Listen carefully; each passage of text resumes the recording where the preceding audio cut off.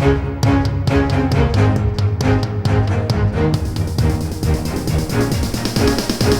is the Washington Times front page for Wednesday, November 9th, 2022. Thanks for joining us. I'm George Gerbo. Republicans are likely to retake control of the U.S. House of Representatives, but Democrats outperformed expectations and limited GOP gains as the results of the midterm elections continue to shake out. Our team of politics reporters Seth McLaughlin, Susan Ferricchio, and Mika Solner have the fallout from Election Day and what still remains undecided. Democrats held on to hotly contested House seats in Northern Virginia, where incumbents Jennifer Wexton and Abigail Spanberger defeated Republican challengers Hung Cao and Yeseli Vega, respectively. Republicans did pick up multiple seats in New York, but their Election Day total will be far short of the wave predicted by House Minority Leader Kevin McCarthy. A significant Democratic pickup happened in Pennsylvania, where Lieutenant Governor John Fetterman defeated Republican Mehmet Oz to flip the Senate seat of the retiring Pat Toomey. Fetterman overcame doubts about his candidacy and health after a stroke over the summer and a subpar debate performance a few weeks ago. Control of the Senate is unlikely to be decided for some time, as Georgia's tight race appears headed for a runoff.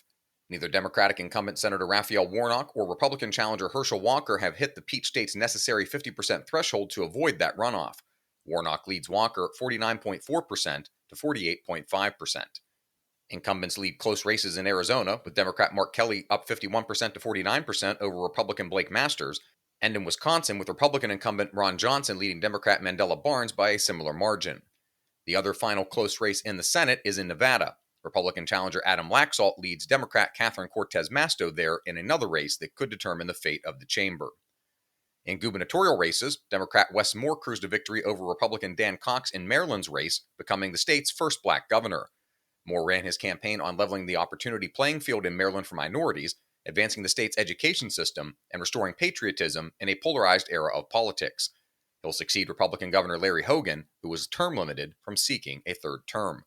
Incumbent Democratic Governor Gretchen Whitmer easily held on to her seat in Michigan, as did Florida Republican Governor Ron DeSantis and Georgia Republican Governor Brian Kemp. Voters' emotions nationwide were framed largely by economic concerns, with access to abortion also significantly driving results.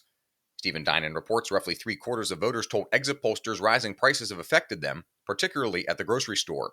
Many said their own financial situation has worsened over the last 2 years.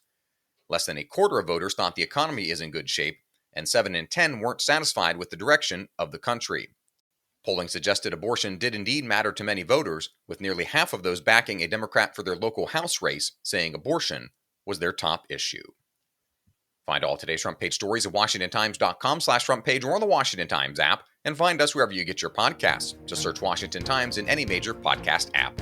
You can also find us on Twitter and Instagram at Wash Times for breaking news, sports, commentary, and more. For the Washington Times, I'm George Gerbo.